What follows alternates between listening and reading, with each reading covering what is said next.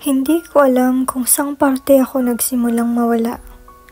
Pero alam ko, ikaw ang nagsimulang bumitaw habang ako kumakapit pa.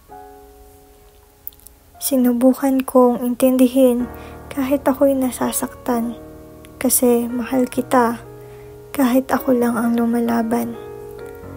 Habang unti-unti kang naglalakad palayo sa akin, ako tong naghihintay sa wala, umaasang babalik ka pa rin. Lahat ng mensahe ko'y tinatanggap mo, pero hindi binabasa. Parang ako, nakikita mo, pero hindi na pinapansin talaga. Bumubuhos ang luha, nagpapanggap na masaya kahit na wala ka ng kusa. Ganito pala magmahal ng sobra, pero ikaw ay baliwala.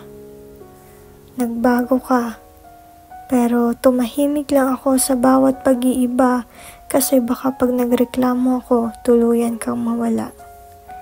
Pinili kong manahimik kaysa mapagod ka sa mga drama, pero ang totoo, ako yung nauupos habang pinipigil ang luha. Nandito ako, umiiyak sa tuwing gabi na wala kang balita, samantalang ikaw natutulog ng mahimbing na parang wala lang talaga. Kada scene, kada mamaya, kada busy ako, parang unti-unting pagsakal, pero ako'y patuloy pa ring umaasa. Gabi-gabi kong kinakausap ang sarili. Baka naman pagod lang siya. Baka naman may problema. Hindi lang sinabi. Pero ang sakit ay hindi na kayang pagtakpan ng pagkukunwari. Dahil kahit ako'y pilit na lumalaban, ikaw itong patuloy na umaatras. Hanggang sa isang araw, dumating ka na may kasamang iba. Masaya ka, magaan ang kilos, walang bakas ng pagsisisi sa mata.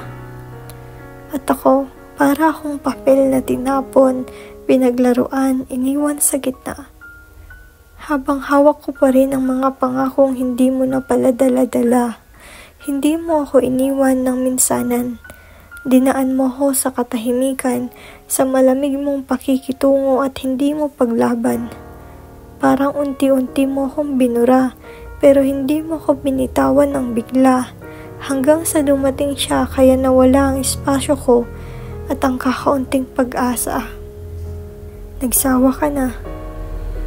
At ako'y patuloy na sinasaayos ang puso kong sira. Naging tahanan kita pero sa huli ako pala'y isang pansamantala. Isang hintuan lang habang hinihintay ka ng iba. Mahal pa rin kita, oo. Kahit hanggang ngayon binabangungot ako ng mga pangako mong tayo hanggang pagtanda. Pero hindi pwedeng habang buhay akong magluksa.